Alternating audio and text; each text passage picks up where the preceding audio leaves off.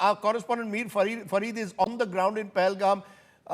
Farid, tell us what you're seeing on the ground at the moment in Pahalgam. I'm presuming that the town is completely shocked by what has happened. We are told there was a candlelight march there a short while ago, angry anti-Pakistan slogans as well. Tell us what you're seeing on the ground.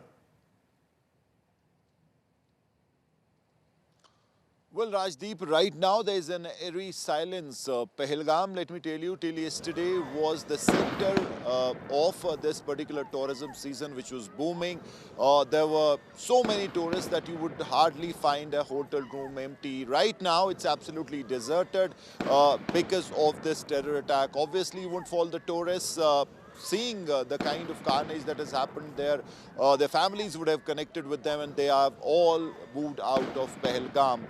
As far as candlelight marches are concerned, several locations in the Kashmir Valley have seen such candlelight marches. Protest, a form of protest that we've seen in the Kashmir Valley in the last 2-3 years, and those are obviously happening. But yes, silence right now. You will only find security forces, top officers of the belt forces, civil administration. They're all camping here. Two parts to their operation. One, the anti-terror operation, which is ongoing. Obviously, it's pitch dark, so that will be impacted. But then the other part to ensure timely help to the people who have been injured.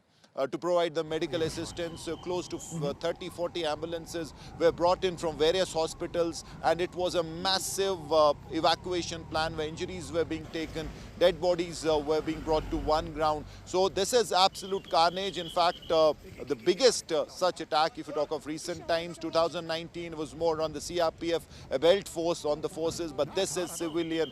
This is civilians, tourists who had come there, who were enjoying in the place, and suddenly all hell broke loose. Where are the staccato injured? of machine gun fire from all sides. Where are the injured been taken? Because we were told that an air ambulance was being brought in, and that itself took a couple of hours to get in. Where have the injured now all been taken?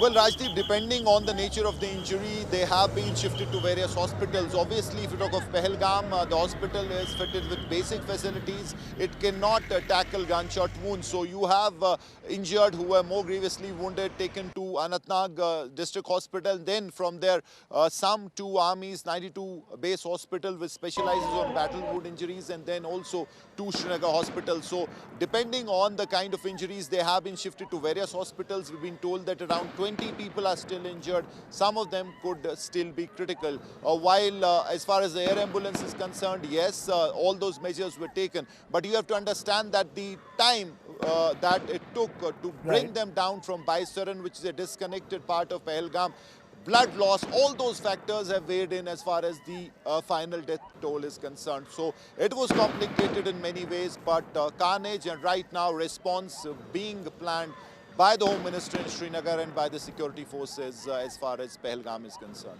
Rajdeep? Mir Farid joining us with that ground report.